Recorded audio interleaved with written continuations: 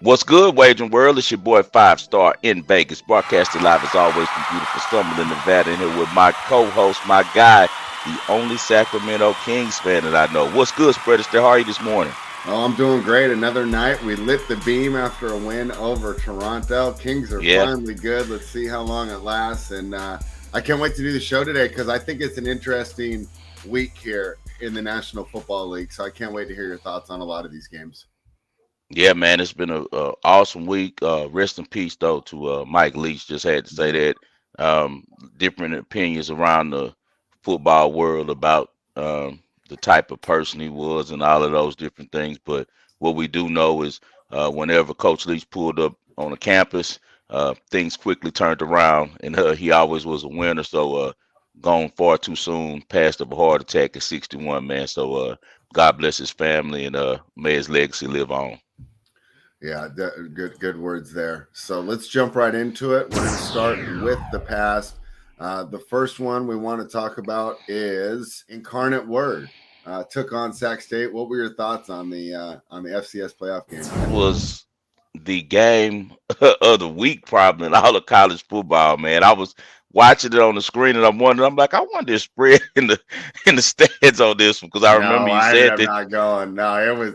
We're not used to rain out here, so I was like, no, we're staying Man, in. I remember you said that your homeboy's son was a running back, and they had a running back that was a tough kid. A couple of them actually, but one of them was really stood out. I was like, I wonder if this spreads boy son right here. But hey, man, what a great game. Sacramento State has a hell of a coach, and that's why he immediately after that game got the job at Stanford.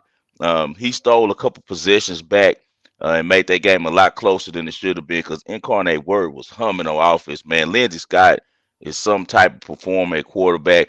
I'm going to be very interested to see if he gets some run in the NFL. I could at least see him playing Canadian football and really being a star, man, because this guy can really throw the ball. He's really strong. He's really fast.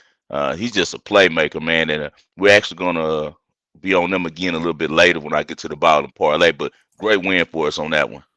Yeah, definitely happy about that. So hey, Sac State lives on. It's nice to have some success here in Sacramento. Let's talk about the Service Bowl. Navy -2.5 versus Army. The game went over. They finally went over. It took a couple overtimes, but they did it. What'd you think?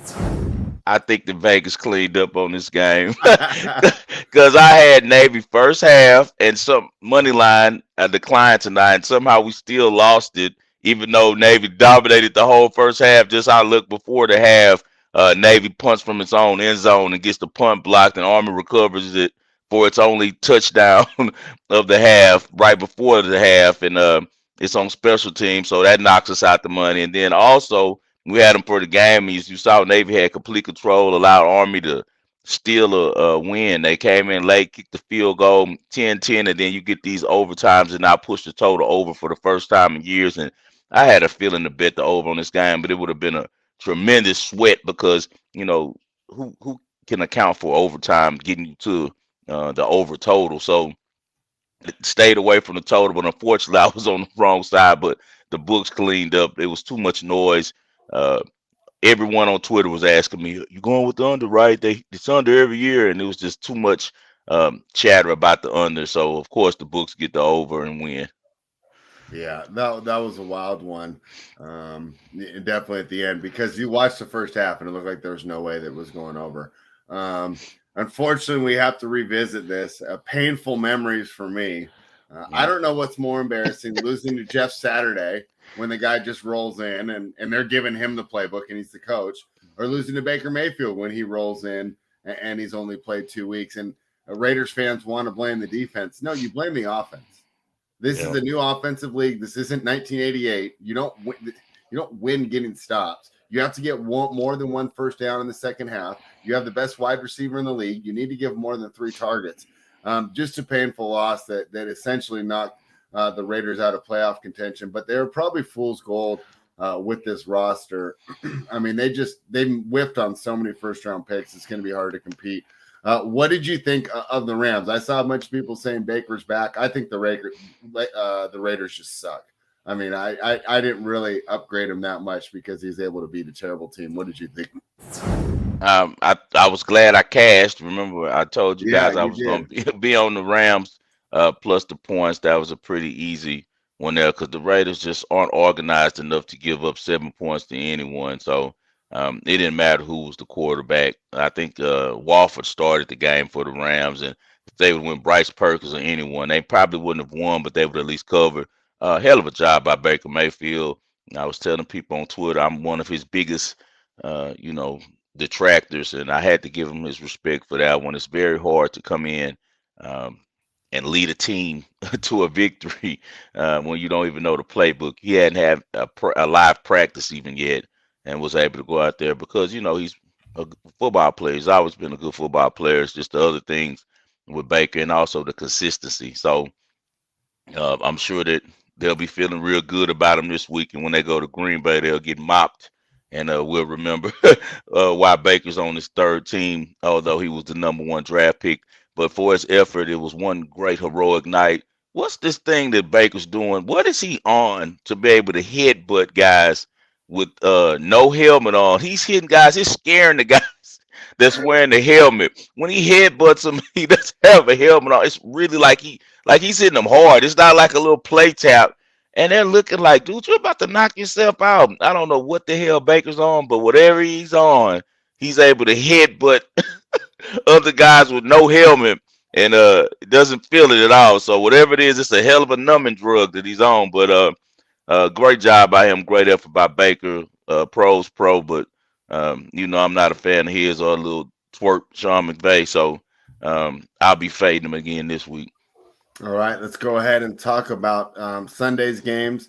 The Browns, they took a lot of money. You got a -6 here. This closed at 4.5. People were high on the Browns, but it didn't come through. The Bengals get the win and the cover. What were your thoughts there? It gave me hope. I've been around here telling you all year these books and these corporations, they just are making me so sick because whatever side the public's on, they always make sure that they win. And it finally came down to football in this one, and uh, pretty much what we thought was going to happen happened with the Bengals playing once again a really good sound game on both sides of the ball, and Deshaun Watson being too rusty to get the Browns back in the game. He had a couple opportunities that he drove the team down, but he's just not himself right now, and I'll be uh, really looking forward to see if he ever becomes himself again.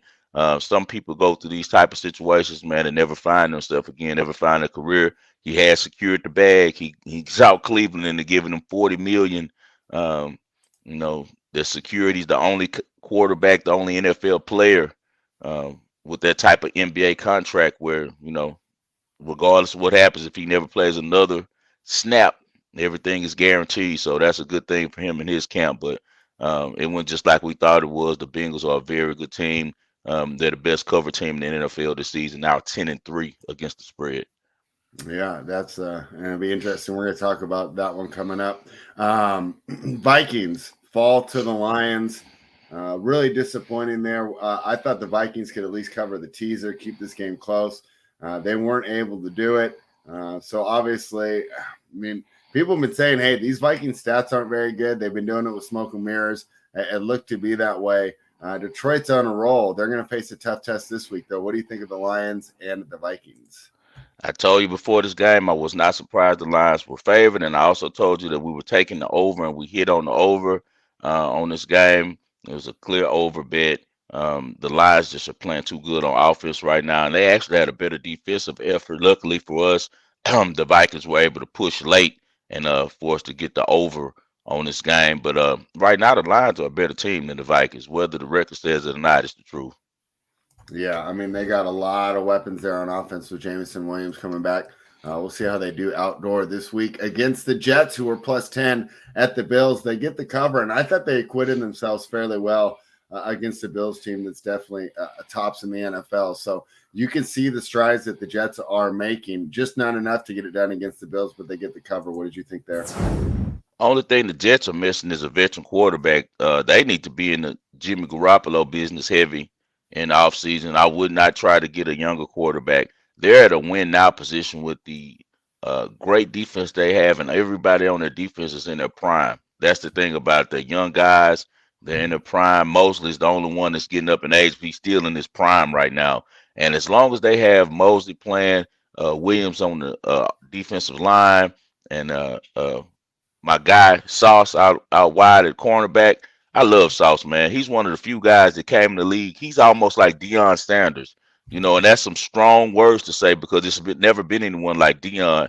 But what I mean by that, Sauce is one of the guys who came in with the hype and lived up to it, and that's rare. He's really lived up to the hype. That kid can play cornerback, man, and they have a really good team. They found a sleeper in Zadavian Knight from Louisville. I remember him in Louisville. He was a beast at Louisville, and now he's in the league. And man, when they got him and Brees Hall, because Brees Hall looked really good before he got hurt too, they're going to be a monster squad. They have the right coach. They need a veteran quarterback, not a washed veteran quarterback like they have on the bench. A quarterback who still can play at this time. So they need to be in the mix to try to grab one of these quarterbacks and get them over there. That's the only thing they're missing to get them over the hump. The two guys that they got in right now, I don't think that they're going to be the answer. All right, the Ravens got the win over the Steelers. We lost both quarterbacks in the game. Huntley goes down and Pickett goes down. Trubisky throws like 3 picks. He's horrible. Yeah, and the Ravens end up getting the win. I don't know. Not a lot to take away from me on that game. What did you think of it? I know that Mike Tomlin is saying I would have a winning record this year if I would have just trusted the kid and played Pickett all season, because even with him being a rookie, he's a better protector of the ball than Trubisky. Trubisky is just one of these guys. He's going to end up being one of the all-time first-round flops at quarterback. He never got any better, man. He's has a real difficult time sitting in the pocket and reading defenses, man. He's not an anticipatory thrower, and that hurts him a lot because in the NFL, you cannot sit and wait for people to look open. You have to anticipate, and he's terrible at it, man. And he's been struggling with that since he got into the league, and he's just a backup. And so Mike Tomlin is like he's in doubt of being the 16th straight year with the winning season. He looks like he's in trouble.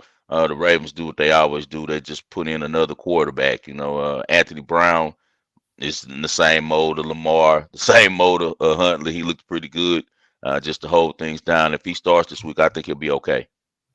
All right. I'm hearing Huntley might get back in there, but we'll keep an eye on that. Yet to be determined. Eagles -7. They absolutely smoked the New York Giants. We talked about that one. That was one of the ones that I absolutely nailed. I said this team's a lot like the Giants. All they can do is run the ball. The Eagles can stop the run. What are you going to do now? And that's pretty much what happened. Eagles continue their march towards that number 1 seed. What'd you think? And Jalen Hurts solidified himself. He's the MVP. I know that Patrick Mahomes is having a great year, but it's Jalen Hurts' time, and he's earned it. I don't want to see him giving the Most Improved Player award to him. They need to give him the MVP. That Eagles team is quickly earning my respect. They're consistently well coached on both sides of the ball. They got back the kid from Georgia on defense, Jordan Davis, to go with already a beastly defense. They have a great offense. Sirianni calls probably the best playbook in the league right now. So I like the Eagles a lot, man. They're pretty high on my power ranking. I got them ranked as the highest team in the NFL right now. They're number 1 on my power ranking. All right. Yeah, there you have it. Over the Chiefs, who did not cover against the Broncos. What else is new? Patrick Mahomes, he got a little bit of that prime LeBron in him, right? Remember when LeBron was on the Cavs? They would win almost every game and never cover. Feel the exact same way with the Chiefs. Looked like they were going to cover early. What were they up, 27-0? I mean, I wasn't even paying attention. I came back. I said, oh, the Broncos made this a game. Interesting, but it never really felt like that they got the win. Maybe the Broncos found something on offense, but I think that's more of a referendum against the Chiefs defense. And if they don't win the Super Bowl this year, to me, it'll be because of that defense. What did you think when the Chiefs took on the Broncos? What you said, Mahomes a company man. He's just like LeBron was his prime years. They're gonna win, they're gonna get it done, but they're never gonna cover, and that keeps Vegas really happy because people refuse to look at these games based on the spreads. They only look at them at wins, loss. So the average Joe runs up to the book and he sees Broncos against the Chiefs, and he's going to lay the points and take the Chiefs. And they have some ridiculous number of games that they haven't covered in a row. It's like what are they in their last? They're 2-7-1 in their last 10 against the spread, man. And the thing that I truly believe is that um, good teams win, great teams cover. That's why I do have the Bengals ranked higher than I have the Chiefs ranked in my power rankings. I have the Chiefs at number 3. My rankings are I have number 1 the Eagles, I have number 2 the Bengals, number 3 the Chiefs, number 4 the Bills, and number 5 your San Francisco Niners. All right, interesting there. Niners.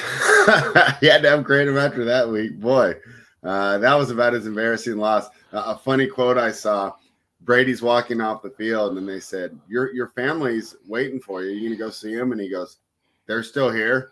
They didn't leave. Wow. Because he said he expected them to leave. There was no reason for them to sit through that. It was absolutely a terrible performance for the Tampa Bay Buccaneers. And I'll tell you what, Purdy looked good. He was making moves in the pocket, escaping the pass rush, keeping plays alive, and making nice throws. I know you were high on him. You actually watched him at Iowa State. I did not. I had no idea who this kid was. But, boy, he looked pretty good in that offense. So let's see how they do against a slightly better team tonight. But things got to be feeling happy right now if you're a San Francisco 49ers fan. Brock Purdy's the guy. Brock Purdy's going to lead this team deep in the playoffs this season. And in the offseason, it's going to be a quarterback battle between him and Trey Lance. Unfortunately, Jimmy G will be gone by then. Brock Purdy can play, man. I told you guys since the moment he stepped on the field, I've watched this kid play all through college, and he was one of the better players in the nation. It's very hard for me to understand the scouting process that made it where he became Mr. Relevant. But kudos to John Lynch for finding him, and they've hit a jewel. They got a diamond in the rough, man. This kid has no fear. He actually is looking forward to making a name for himself, and when you love to see that in a young quarterback, and I just expect better and better things from Brock Purdy more and more as the season goes on, because he's giving them a spark, man. Debo did go down. What are they saying about the Debo injury? They saying he's going to be back before the playoffs, right? Yeah, it's not season ending. That's a good thing for them. So until then, he learns how to operate without Debo. But look at all the weapons they have. Now it just opens up some more opportunities for IU, for Christian McCaffrey, for Kittle. So they're loaded over there, man. And as long as that defense and it sounds like it's been, and D'Amico Ryans is calling these lights out games, they're going to be in every game. And tonight I expect them to smoke Seattle. So we'll talk about that a little bit later. Oh, interesting. Yeah, I can't wait to break down that one.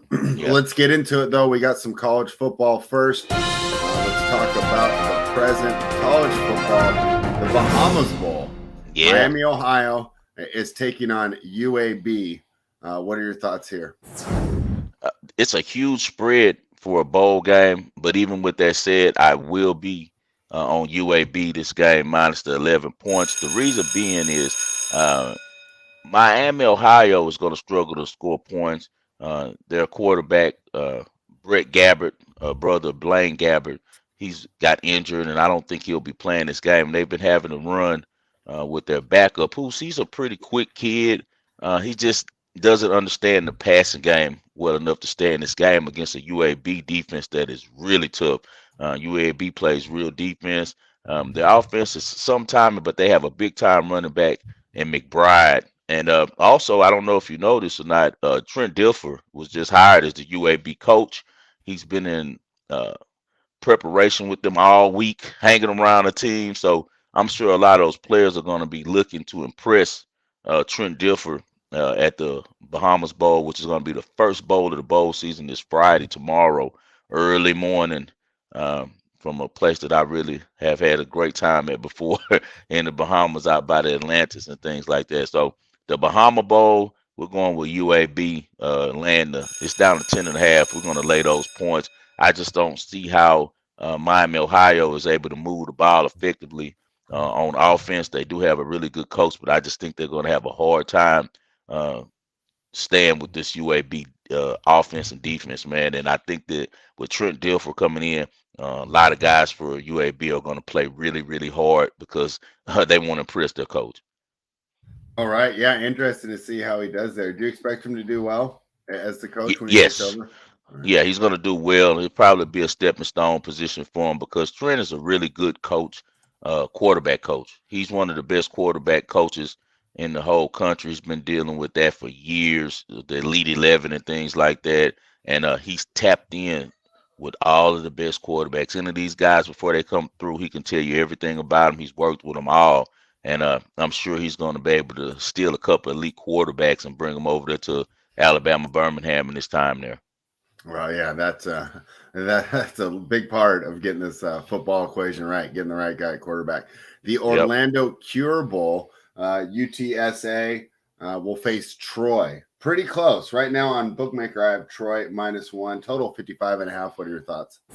On this one, we're just going to go with the over. We're going over 55.5. I called it a 54.5. San Antonio's always in shootouts. They got a 6-year junior. That's crazy, right? It's like, Yeah. these kids might as well be lawyers and doctors out long there in school now. But 6-year junior, he's coming back for his 7th season. Frank Harris, he's a really good player, man. He was the Conference USA Player of the Year. And San Antonio's offense rolls. They lost one of their receivers due to ACL, but everybody else is back. Um, they just know how to put the ball in the end zone. They're facing a Troy team who is really known for its defense. They were the best defense in the Sun Belt, but I don't see them stopping Texas San Antonio. I don't care how good their defense is. They have uh, just such a dynamic offense with the things that Harris can do from scrambling, uh, second reaction plays, and things like that. And he throws a beautiful deep ball. They gas you. So Troy's going to have to score to keep up, and I think that they can. Their quarterback, Gunnar Watson, has been with the program for 5 seasons, but he started 3 straight. They've averaged 42 points per game in the last 3 contests, so they're hitting on all cylinders offensively now. So I expect this game to go over easily, over 54.5. All right, they're playing some football in the baseball stadium, the Fenway Yeah, Bowl. yeah, Cincinnati's taking on Louisville. You had a +2. I see a +1 there for Cincinnati. 39.5 yeah. is the total I see on offshore. What do you got? Oh, we're going to be on Cincinnati on this game. This is a weird game.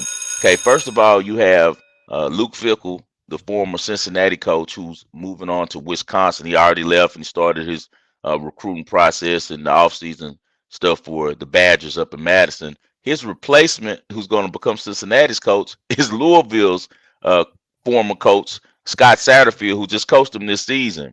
Satterfield has been a part of all the preparations for this game, so he's going to be giving Cincinnati all types of intel on Louisville. Louisville will be coached by their former player of development director, Dion Branch, who used to start for the Patriots, and won those Super Bowls with Brady and stuff. He's a Louisville alum. First time on the sidelines, first time coaching. Louisville has hired Jeff Brom, brought him back. He was their former quarterback, and he was their coach for a long time before going off to Purdue for a while, and now he's back with Louisville. But he's not involved in the prep. He's letting Deion Branch just do his thing. He's new to coaching. The star quarterback, Malik Cunningham for Louisville, is going to be opting out, as well as their starting running back, and also their star wide receiver, who actually is a good friend of mine's son. He's going to be sitting out as well, getting ready for the NFL. So the Cardinals is going to be like bare on offense, and they're facing a Cincinnati defense that is really tough. Everybody for Cincinnati will be playing. The only people that they're missing is they got a cornerback who was really good. He's a all-conference cornerback that left and decided to get in the transfer portal. But besides that, the rest of the defenders will be back. They also will have a backup quarterback plan because their starter, Ben Bryant, has been injured. But their backup is pretty good, Evan Prater. He's not that good throwing. He's still taking time developing, but he's going to be okay throwing. He's a real Colin Kaepernick type, long, reminds you a lot of him, long arms, throws the ball with the same type of motion. A strider, if he gets loose in the open field, he can really eat up yards fast. I think he'll make enough plays in a really ugly contest. It's going to be real cold and windy. Boston is not where you want to play football games at this time of the year, so it'll be pretty cold out there. But to say that, I still think Cincinnati is a more sound program at this point, and I like Cincinnati +2. All right, Cincinnati in the Fenway Bowl. The Las Vegas Bowl, huh? You guys get to Yep. check out Florida and Oregon State. Yeah. Boy, it's kind of weird to see, Oregon State favored by so much. Are you surprised that they're favored by 10.5? I'm not surprised because I'm sure that when the books crush the numbers and run everything, they're going to see that. And, Florida's missing their star quarterback, Anthony Richardson, has declared for the draft, so he's opted out to get ready for the draft. And I'm high on him. I think he has the potential to be another Josh Allen in the league, a Cam Newton type. He's really tall, strong, fast. He just has to, learn the passing game a little bit better. But the God-given skills that he has is just something you can't coach. So I expect a lot from Anthony Richardson. Whoever gets him, if they can develop him right, are going to have a hell of a quarterback. So they're missing him, and then their backup quarterback, John Kitna's son, was just arrested, man, on a really weird situation. He got caught up with some child pornography or something. So he's off the team. So they're going to go with Jack Miller. Jack Miller used to be an Ohio State quarterback, but he hasn't had any snaps. But with him playing Ohio State, he should be serviceable enough. I really trust Billy Napier. He has so much time to game plan for Florida. He's always done well in bowl games in the past with Louisiana Lafayette. And I think that he'll have the Gators fired up. The Gators are one of those teams. Florida's going to always have personnel. Their second and third string guys are good enough to start at a lot of places. And I think that the talent discrepancy won't be that large between them and Oregon State. So I think with Napier's ability to prepare, and Florida's just having enough players out there who can really just ball, who haven't had a chance, they'll be able to keep it within the number. So I'll definitely be on Florida with all those points. Oregon State just doesn't play the type of offense where I could trust them to beat the SEC team by this many points. All right. The LA Bowl, Fresno State minus 3.5 against Washington State. The Pac-12 program is the underdog. What do you think? I think that it's a bag number. I'm going to Washington State on this. We're going to Washington State plus 3.5. You know how I feel about Cam Ward. I also love Jake Dickert, who's the coach for Washington State. He does a really good job at getting defensive strategies and schemes together for these teams that they face. They've had a long time to prepare. Fresno State has Jake Hayne, who's a real baller at quarterback. But besides that, their roster is down this season. It isn't as good as the past Fresno State teams. They rode the wave of him coming back and were able to win the Mountain West, but the Mountain West was weak this season. I really like Washington State. I feel like they were one of the better teams in the Pac-12, as evidenced by the game they played against Oregon and against USC. They're a really good team, man, and I think the Washington State pulls this game out. I think Cam Ward does just enough in a close game to pull it out, but for sure to cover the points. So we're on Washington State plus the 3.5 for sure. All right, Washington State plus the 3.5 over Fresno. Let's talk about I should say, I was going to say Sunday, but there's some Saturdays in here too. And of course, there's tonight. Yep. So you're like in San Francisco. That's funny. I haven't bet the game yet. I definitely wanted to talk to you beforehand. If Kenneth Walker was in, I was kind of interested in Seattle. Seattle's done really well against San Francisco at home during the Pete Carroll / Kyle Shanahan era. But you think that the 49ers are going to smack them like they did in their first meeting? I can't remember. I think it was week 3, but I mean, it wasn't even close. 49ers won by close to 20 points down in San Francisco. I think that was Jimmy Garoppolo's first start, if I remember correctly. Now they run it back in Seattle Thursday night. Short week, short preparation. What do you think here? The reason why I like Frisco so much on the short numbers because Seattle's defense is struggling, man. They're 28th ranked in total yards. They're allowing 380 yards per game. They're the worst against the rush. And what does Kyle Shanahan know how to draw running plays? Like, I see Christian McCaffrey having a huge game against them. Seattle's also next to last in points allowed. They're allowing 26 points per game. That's going to be the problem. Their offense to win has to get in shootouts. It's not going to be a shootout when you're going against this 49ers defense because they're not going to allow you to put up enough points to turn it into a shootout. Kenneth Walker, I hope he comes back too because I'm in my fantasy football playoffs and he's one of my best players. But even tonight, I think he struggles against this defense, man. This is a top-notch defense that the 49ers are trying out. I know Seattle has a good history against them, but I just don't feel like this is the year. I think that coach has really done a good job for Seattle, of having them believe in their plan over their head. But now as the season gets longer and it gets more serious and teams are more locked in, I don't think that this Seahawks team is as good as a lot of people think it is. I think it's more closer to the team we thought it would be before the season started. So I think Geno Smith struggles tonight with the 49ers pass rush. Geno needs a smooth, comfortable pocket to execute and work. When he gets rattled and he gets pressure, like most quarterbacks, he turns the ball over. So I love the -3 49ers. I already played it, and I'm be looking to put probably a little bit more on there too. I caught it at -3.5 even. This went down to 3, so I'll probably grab it again. I think the Niners win by at least a touchdown. Yeah, I'm looking where it is offshore right now. Yeah, currently +3 on Bookmaker, but +100. Wouldn't be surprised to see a 3.5 there before the end of the day. But you like the San Francisco 49ers. So if you do that, get in right now. On Saturday, the Colts take on the Vikings -4.5. Vikings didn't look too good against the Lions. Seems to me like this is a great bounce back spot here for the Vikings. I'm not high on the Colts at all. What do you think about this one when the Vikings host the Colts? The Vikings are 6-1 at home. They're a really good home team. Uh, I don't think the Colts have enough offense to stay with the Vikings. This game probably goes over because the Vikings struggle. With pass coverage, and I'm sure late when they go into preventer zone, that Matt Ryan will be able to do a couple things against them. But this is a pretty short number. I think that the Vikings know that they need to win this game. They're another team that's playing over their head, but you are what your schedule, what your record says you are. So right now they're in a good position to still win the NFC North, and they know that they need to win to keep a hold of that division because the Packers are right behind them. They've lost a lot more games. I think the Vikings actually can wrap up the division with a win this week, so they'll be really motivated. I just can't bet the Colts at all. I don't trust Jeff Saturday. I don't trust their offensive line to protect Matt Ryan, and Matt Ryan with no protection means turnover. So I'll be on the Vikings -4 on this game. Yeah, I think the Vikings bounce back. I don't think they're as bad as they looked in the loss to Detroit. A game that everyone's going to be talking about is when Miami takes on Buffalo. Buffalo's laying 7. I think Miami's going to have problems in that cold weather. We'll see how they do. I think the defense, the offense looks great. The defense has definitely suffered from the loss of Brian Flores.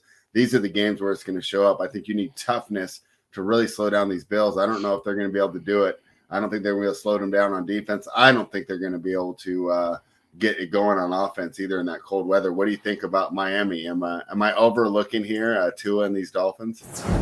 Tua won't decide this game. Mike McDaniels is smart enough to make it where the offense isn't relying on Tua. I think that they'll run a completely different style of offense this week, and I think they can keep it within the number. I just trust him, the coach from Miami, to come up with a good game plan.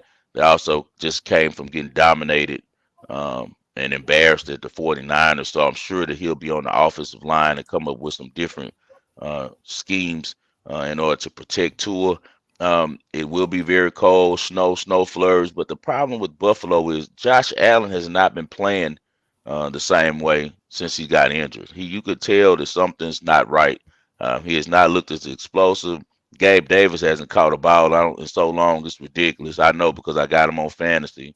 Um, it's pretty much their whole offense now for Buffalo is just expecting a couple big plays a week, but they can't consistently play offense like they've been at the beginning of the season when they were able to control games and dominate offensively and play ahead. I think the Dolphins can keep it within the 7. I don't know how, but I think they can. Okay, interesting. So you like the Dolphins there. I Yeah. haven't got involved because I don't like laying 7 in divisional games, but I lean towards the Bills. When I ran numbers, I had the Bills by like 10 or 11. Maybe I'm overrating the cold. The Lions, another team that's going to have to deal with the cold, right? We've seen dome teams not do too well when they go outside. They're going to face a tough New York Jets team here. I like the Jets in this matchup. I'm surprised that the Lions are favored. What were your thoughts when the Jets take on the Lions? This is going to be a good one. It's not going to be that cold in New York. It's going to be about 50 degrees actually, and it's going to be a little windy, 11 miles per hour, which is a lot in MetLife Stadium because the winds swirl in that stadium, make it kind of hard to kick it there. I like Jared Goff. He has an advantage on the Jets quarterback situation. Um, I know that the defense for the Jets is immaculate. I just like how the Lions are playing, so it'll be a stay away from me. If anything, it's just the over. I just anytime the Lions play, look for the over. I think the over 44 is a good spot here. I think the Lions will be able to put up some points. They always do, and I think the Jets will also be able to move the ball through their running game and through their emerging receivers. So, if anything on this game, I'm going with over 44. Over 44 there outside. Yeah, Okay. But hey, with yeah, that, I don't mind betting over in a Lions game, right? Because we got no. the great offense of the Lions. And I mean, they're not a bad, well, they're below average. The Cowboys are minus four and a They half. give up the most points in the league per game. They're not. But they've gotten better. They've They're gotten getting better. better. They're getting better. Because they were giving up 35 to 40 those first 5 Yeah, games. yeah. Now they're They're at getting least better. respectable. Yeah, they're getting better. The Cowboys coming off that close call against your Texans. Texans could have won that game. Yeah, they I didn't should have won the downgrade them, game. man. This happens, man. This happens. You think the Cowboys are really locked in preparation this week? I'm not going to downgrade them. Just like we didn't downgrade the Eagles when they barely beat the Colts, right? These things happen in the NFL. Now they have a chance to get right, and I think that maybe that scare could be bad for Jacksonville, right? What do you think here as the Cowboys are laying 4.5 on the road? Trevor Lawrence finally looking like the top prospect. Trevor Lawrence is a baller, man. I knew there was only a matter of time before he popped. He's always been that guy since high school. I've been on Trevor Lawrence, and you see he's a very mature kid for his age. He's already gotten married and everything, so he's not out running around clubbing and doing all of the young boy stuff. He's focused on football, and it's showing. Um, I like Jacksonville on this game. I like Jacksonville with the points and maybe to pull the outright. Doug Peterson has a lot of experience with the Cowboys and with what they run from his days with the Eagles. I think he's going to be able to draw up some things that'll be successful against that Cowboys defense and overcome that pass rush. I like how this young Jacksonville defense is playing. I'm not trusting Dak right now laying points against anybody. I'm sorry. I don't think that Dak is really a top tier quarterback. I think he's just a middle of the pack guy, a little bit below Jimmy Garoppolo actually. And what the thing that made Dak a little bit better in his earlier years was his burst. He still had a little burst where he was almost like a little bit like Jalen Hurts. But ever since that injury that he had with breaking his ankle, he has not been the same type of runner, and he's now a pocket quarterback, and he doesn't have a good enough arm to just sit there and beat you from the pocket. He's not a great anticipatory thrower. He's doing better anticipating now than he was, but he just doesn't have the arm strength to make some of these throws that he needs to make to put him in the right type of spots. They do run the ball excellent. They have the best running game in the league, one of the best with the Cowboys. So, and Tony Pollard is the only thing he's missing is more carries. He's electric, man. But I just think Jacksonville can keep it within the number at home. They smashed the Cowboys the last time that they played them, and I wouldn't be surprised if Jacksonville keeps this game very close going into the fourth quarter and maybe pull out the outright. All right. Well, I'm hoping these Jacksonville turn around. I'd like Trevor Lawrence and some new young quarterbacks to come in and keep that position well, because there's nothing better in the NFL worse than the NFL when you have a good team but bad quarterback play. Yeah. The Patriots will be taking on the Raiders. I'm sure when they scheduled this game, they thought it'd be a little more exciting with Josh McDaniels taking on his old mentor. Boy, a lot of stink in Raiders land coming off that last loss. I wonder how the team responds there. To me, this seems like it's going to be an advantageous spot for Belichick. I mean, who's going to know McDaniel's system better than him? Well, interesting to see if he takes away, he always likes to take away the best player. Will he take away Jacobs? Will he take away Adams? I'm not sure there, but I think the Raiders will have problems. The one thing they do have going for them is they probably have more talented pieces on offense. And I haven't really been high on Mac Jones. I don't see why they haven't gone. I don't know. I kind of liked when Zappy was in there a little better, but Me too. I can't back the Raiders right now. I haven't bet the Patriots yet, but to me, it's Patriots or pass. What do you think? Now, I'm going with the over on this game. I'm not going to play a side. They're going to be playing here in Vegas. I think the Patriots can put up some points against a leaky Raiders defense, and I think that the Raiders will be able to put up some points simply because They have pieces on offense. You still have a veteran in Derek Carr. You still have the top receiver in the league in Devontae Adams. You could plan for him and do all these different things, but at the end of the day, I think they'll still be able to move the ball because just as well as Belichick knows Josh McDaniel should be very familiar with Belichick and his offense and what he likes to do. Excuse me, his defense and what he likes to do. So I'll just look for the over on this game. The Raiders are another team that I think they're an over team. I don't see their um, defense just shutting out the Patriots and whatever their game plan they try to come in and run. And as I said, I think that the Raiders can score enough. So I'm going over 44 on this game. Over 44. All right. Yep. All right. Yep. Your Bengals taking on the Bucks. This is one of my favorite games of the week. I know the Bengals are missing some weapons. I don't care. I think this Buccaneers team's in shambles. I don't see how they're going to be able to defend against this team, and I think the Bengals will get enough pressure.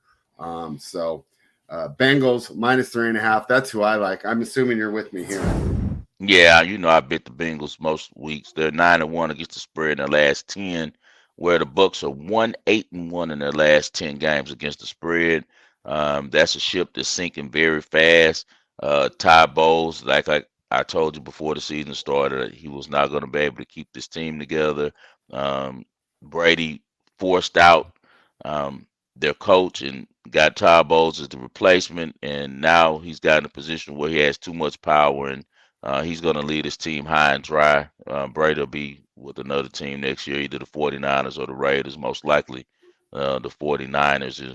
Unless Brock Purdy wins the Super Bowl. If Brock Purdy gets to the Super Bowl, then he won't. But if they get knocked out in the first round, then I expect Brady to transition over there. I think the Bucks are just playing things out right now. I don't think that Todd Bowles has the team's ear. He's a real soft-spoken guy. And he's not really much of a communicator, man. And I think they're just on some like be a professional, and that's not enough. You have to get this team believing and understanding that hey, we have a chance to win this terrible division and go to the playoffs. But I don't know how badly they really want to go. It's almost like the only team that wants that division now is Carolina. So um, I would not be surprised if Cincinnati beats the Bucks by at least a touchdown. So I will definitely be on Joe Burrow minus 3.5. Yeah, I'm with you there. Giants are plus 4.5 in Washington on Sunday night. I like the Giants here. They tied recently. Now they're getting 4.5. I don't think the Commanders have much of a home field advantage there. Probably be split with a bunch of New York fans there. I know there's a lot of people not happy with the way that team is run, and rightfully so. I like the Giants plus 4.5. What are your thoughts? Yeah, I got to go with the Giants with the points as well, simply off of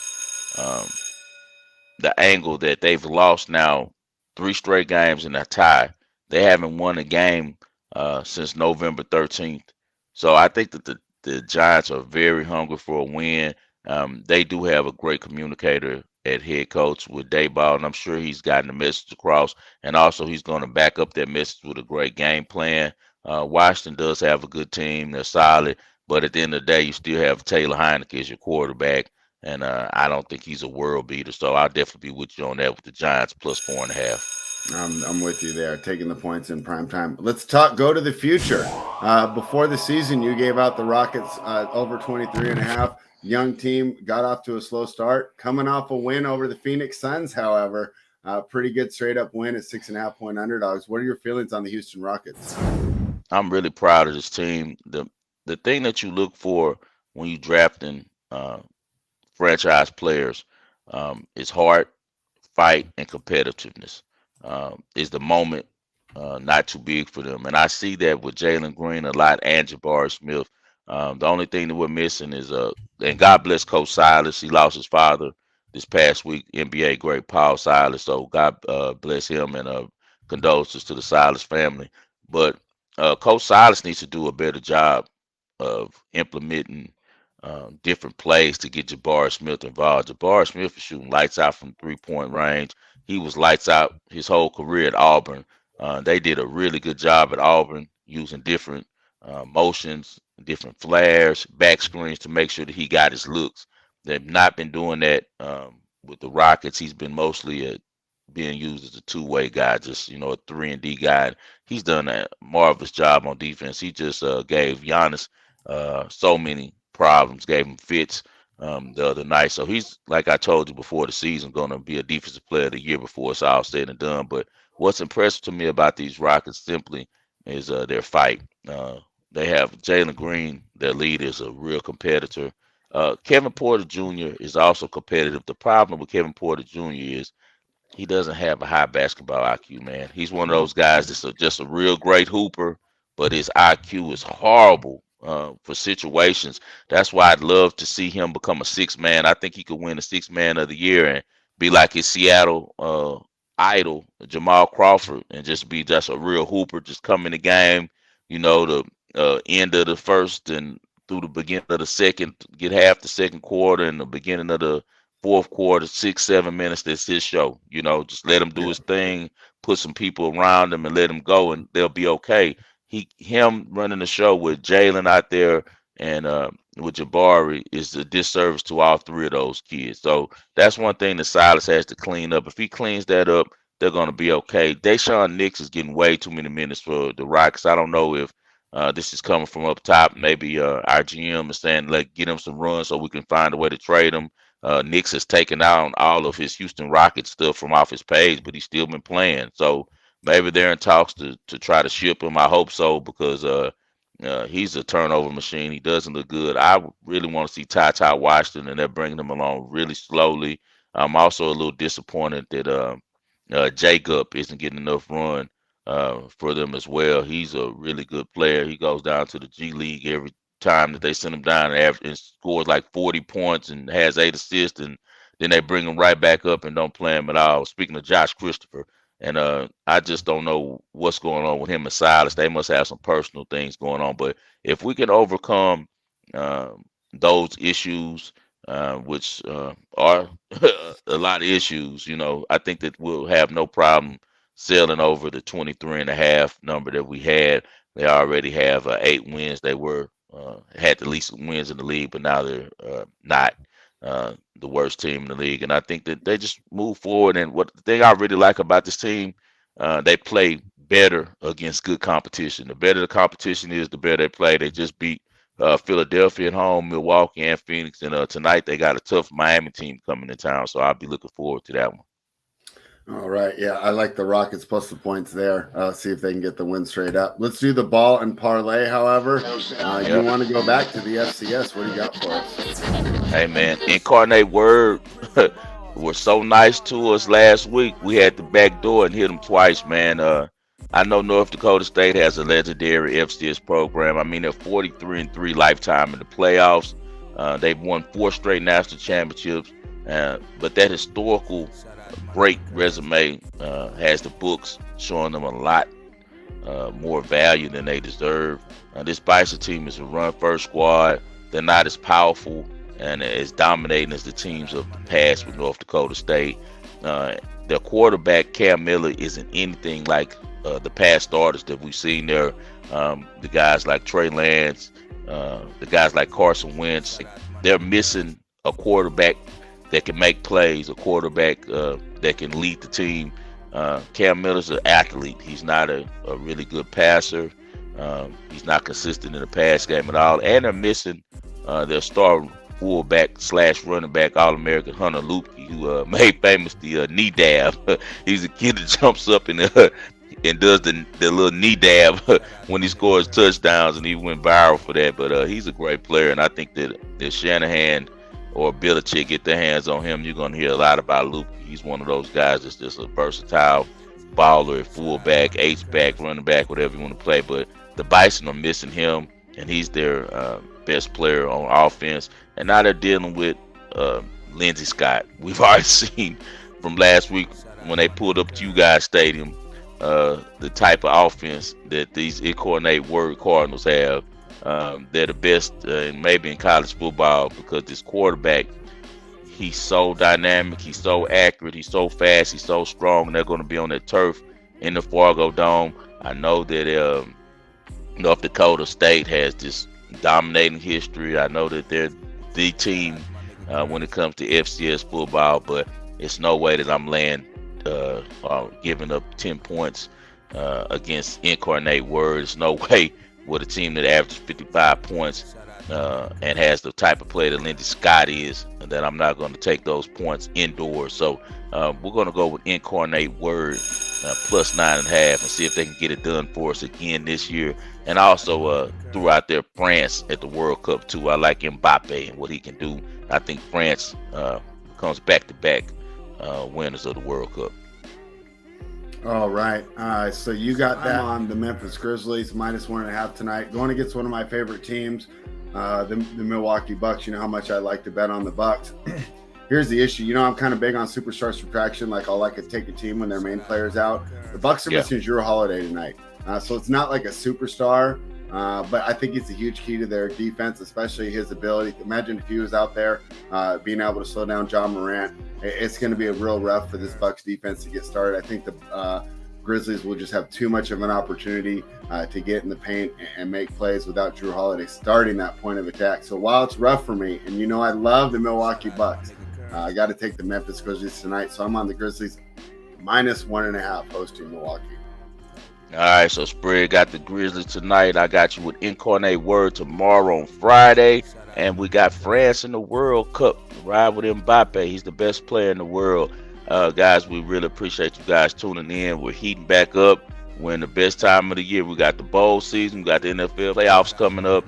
Now we're at a time where all of the work we've done all years is about to come in handy. And all of that film watching, all of those games we've been watching all year, now it's time to utilize it because we're in the most important games of the season. Anything for the people, Spread, before we get out of here? No, let's have another good weekend, another winning week, and we'll be back next week. Yes, sir. We'll be back next Thursday, guys. After bowl season, when the new year starts, we'll go back to daily with a 15-minute show for you guys to get you prepared for basketball when it's all about the NBA and all about college basketball. But for now, we'll see you guys once a week, every Thursday, due to our new schedules in our life. But every time you tune in, you can be guaranteed to catch the best plays, the best information, and the best winners. Follow my guy Spread at Spread Astaire. Follow me at Fivestar in Vegas. Spell out the 5. We appreciate you all. Best of luck to you all this weekend. We'll talk to you next week.